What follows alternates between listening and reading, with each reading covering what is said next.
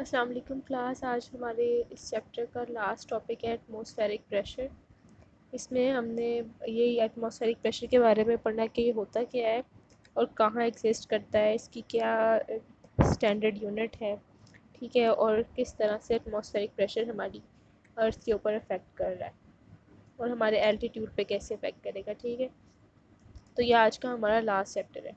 Atmospheric pressure किसे कहते हैं कि हमारी जो एटमॉस्फेयर है ये हमारी अर्थ है, अगर तो अर्थ के बाहर जितना भी ये इन्वायरमेंट है इस सब को हम एटमॉस्फेयर कहते हैं।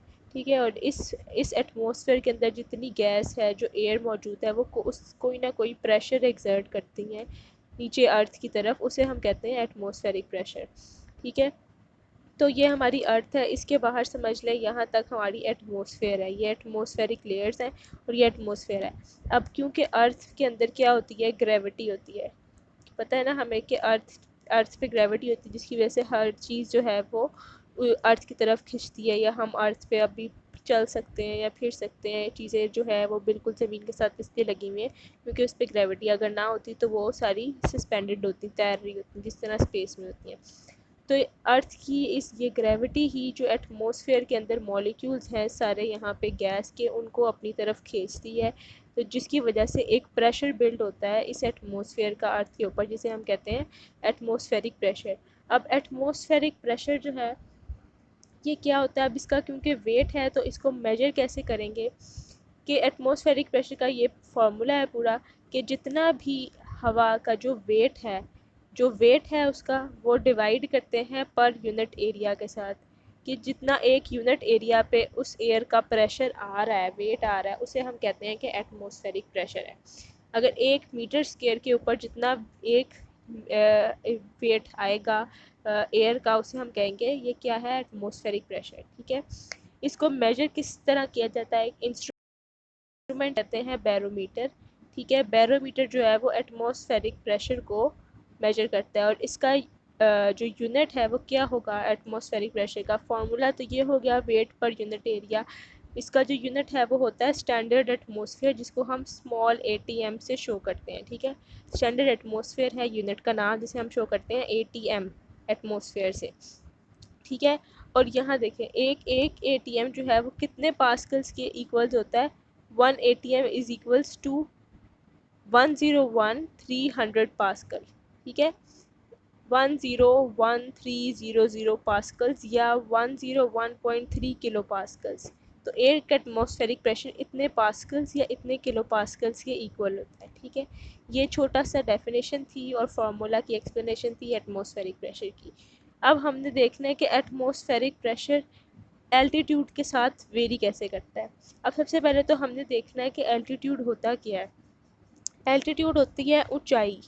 ठीक है, अगर ये हमारी अर्थ है, ठीक है, हम अर्थ की सरफेस है, हम इससे ऊपर जितना ऊपर जाते जाएंगे हवा में, उसे हम कहते हैं कि ये क्या है, एल्टीट्यूड। ठीक है, इसे हम एल्टीट्यूड कहते हैं। इसको जैसे या हम इसको सिंपल लफ्ज़ों में हाइट भी कह सकते हैं। ठीक है, तो एटमॉस्फेरिक प्रेशर किस तरह से बदलते हुए एल्टीट्यूड से चेंज करता है वो ये बताता है हमें। सबसे पहले ये बात हमने खुद ऐसे ही याद रखनी है कि हमें पता है कि अगर अगर हम इस तरह से देखें कि एक ये बॉक्स है, ठीक है, इसके अंदर ये एटमॉस्फेरिक लेयर्स हैं। ठीक है, और इस हर जगह पे ना ये एटमॉस्फेयर है पूरा एक तरह से। तो अगर हम ऊपर से नीचे आए, इस यहाँ से लेके यहाँ तक के जो एरिया होगा इसका एटमॉस्फेरिक प्रेशर कितना होगा, हमने अभी पढ़ा है कि ग्रेविटी जो होती है वो नीचे ये अर्थ की सरफेस है। ठीक है, यहाँ पे अर्थ की सरफेस है और इस सब पे ग्रेविटी एक्ट कर रही है। तो यहाँ से लेकर यहाँ तक की जो हमारे पास लेयर है एटमॉस्फेयर की, इसमें अर्थ का प्रेशर कितना होगा, तो वो ज़ाहिर बात है इस पूरे एरिया के अंदर जितने मॉलिक्यूल्स होंगे वो जिनका जितना ग्रेविटी का प्रेशर होगा उतना होगा। अब हम इसे अगर नेक्स्ट लेयर भी ले लेते हैं, यहाँ से लेकर यहाँ तक की लेयर ले लेते हैं, तो इसका प्रेशर ज़ाहिरी बात है इस अगर लेयर नंबर 1 से लेयर नंबर 2 का प्रेशर डबल हो जाएगा। ठीक है, और ज़्यादा प्रेशर आ जाएगा, क्योंकि इस वाली लेयर पे, लेयर नंबर 2 के ऊपर पहली लेयर का प्रेशर की मॉलिक्यूल्स का प्रेशर भी है, दूसरी लेयर का प्रेशर भी है। इसी तरह जो तीसरी लेयर है उसका प्रेशर और इंक्रीज़ हो जाएगा, फिर चौथी लेयर, और इस तरह हम जितना जितना अर्थ की लेयर के करीब आते जाएंगे, नीचे जितना आते जाएंगे, उतना ही हमारे पास प्रेशर जो है वो इंक्रीज़ होता जाएगा, ठीक है, अर्थ की सरफेस की तरफ। तो इसका अगर हम उल्ट करें, हमने हमने बताना है एल्टीट्यूड। एल्टीट्यूड क्या होती है? हाइट।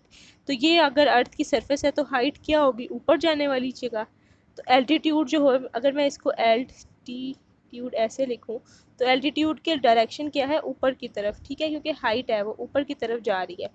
तो इससे हमें क्या पता चलता है, अगर हम इसको उल्टा करें, कि जैसे जैसे एल्टीट्यूड ए से अगर हम इसको लिखें, एल्टीट्यूड बढ़ता जाएगा, वैसे वैसे प्रेशर कम होता जाएगा, क्योंकि ऊपर वाली लेयर्स के अंदर जो प्रेशर है वो कम है, और जैसे जैसे लेयर नीचे आती जाएगी उतना ही प्रेशर बढ़ता जाएगा, ठीक है। तो अगर हम इसकी बात ऐसे करें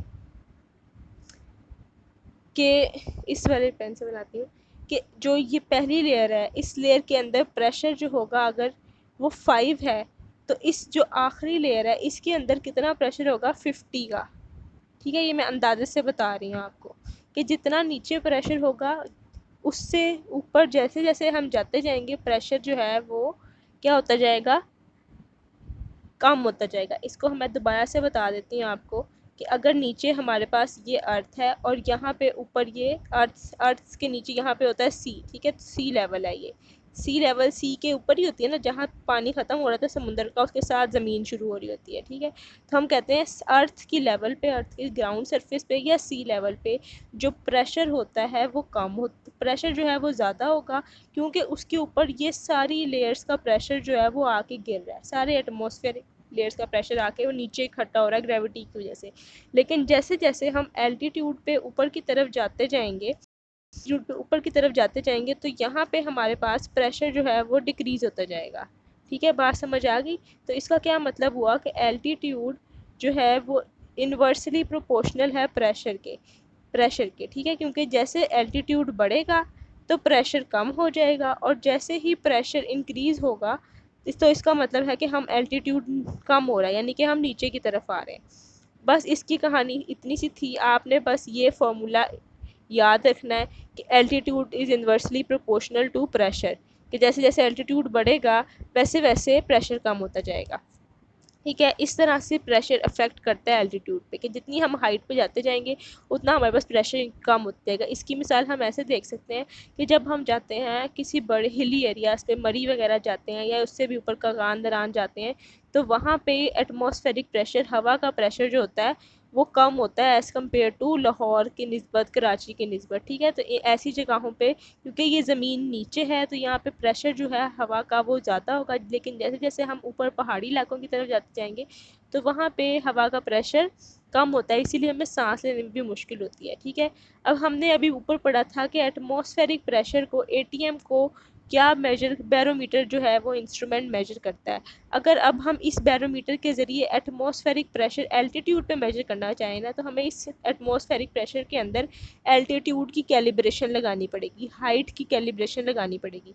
तो जब हम बैरोमीटर और एल्टीट्यूड की कैलिब्रेशन को मिक्स कर दें, इकट्ठा मिला के एक इंस्ट्रूमेंट बनाएं, तो उस इंस्ट्रूमेंट का नाम बनता है प्रेशर ऑल्टीमीटर, ठीक है, ये नाम है। एटमॉस्फेरिक प्रेशर प्लस एल्टीट्यूड दोनों को मेजर करेंगे तो हम कौन सा इंस्ट्रूमेंट यूज़ करेंगे? Pressure altimeter. लेकिन जब सिर्फ हम एटमॉस्फेरिक प्रेशर को यूज़ कर रहे हैं, तब हमने जो इंस्ट्रूमेंट यूज़ करना है वो है बैरोमीटर, ठीक है। ये आपको नज़र आ रहा है इस इंस्ट्रूमेंट में, कि यहाँ पे हमारे पास ये जो है क्या है, बैरोमीटर लगा हुआ है, और ये एल्टीट्यूड की कैलिब्रेशन, हाइट की कैलिब्रेशन लगी हुई है। वो हमें बताता रहता है कि इस वक्त इस हाइट के ऊपर कितना बैरोमीटर के ऊपर एयर प्रेशर है, ठीक है। दूसरी बात, हमें एक बात यहाँ याद रखनी है कि इसी, अगर ये जो प्रेशर एल्टीमीटर है ना, इसकी डिफरेंट डिफरेंट साइजेस होते हैं, ठीक है, डिफरेंट किस्म के होते हैं। अब कुछ जो प्रेशर एल्टीमीटर्स हैं ये ज़्यादातर कहाँ यूज़ होते हैं? एयरक्राफ्ट में, मतलब जहाज़ों में यूज़ होते हैं, क्योंकि जहाज़ ही ज़्यादातर हवा में ऊपर जाते हैं ना, हम आम इंसान तो नहीं जाते, हम ज़्यादा पहाड़ों पर जा सकते हैं। तो हम जो जब जहाज़ जाते हैं ऊपर, तो वो जो प्रेशर अल्टीमीटर यूज़ करते हैं। लेकिन जब हम लोग जाते हैं, हम इंसान जो है पहाड़ों की तरफ जाते हैं, तो हम ये पूरा प्रेशर अल्टीमीटर थर्मामीटर उठा के नहीं लेके जाते, बल्कि हमारी एक स्पेशल किस्म की रिस्ट वॉचेस होती हैं, उनके ऊपर एल्टीमीटर लगा होता है, रिस्ट माउंटेड एल्टीमीटर, ठीक है, यहाँ नाम लिखा हुआ है रिस्ट माउंटेड एल्टीमीटर्स। ये कौन लोग यूज़ करते हैं? माउंटेन क्लाइंबर्स यूज़ करते हैं, जो पहाड़ों, ठीक है, हाइकर्स जो होते हैं वो यूज़ करते हैं, या स्काई डाइवर जो हवाओं में जो है जहाज़ से ऊपर से छलांग लगाते हैं और नीचे पैराशूट के ज़रिए आते हैं, ठीक है, तो ये लोग यूज़ करते हैं रिस्ट माउंटेड अल्टीमीटर। और बाकी जो होते हैं जो एयरक्राफ्ट प्लेन्स होते हैं उनके अंदर बिल्ट इन ये प्रेशर अल्टीमीटर लगा होता है, ठीक है। ये बड़ा आसान सा टॉपिक था, इसमें एक ही बात आपने याद रखनी है कि altitude is inversely proportional to pressure.